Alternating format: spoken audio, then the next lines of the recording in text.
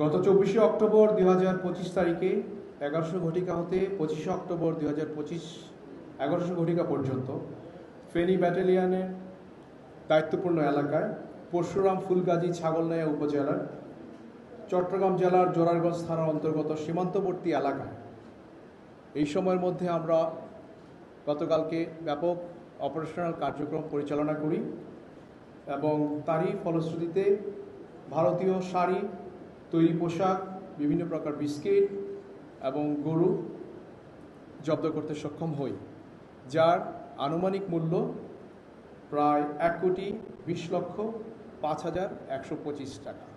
এটা ছিল গতকালকের অপারেশন।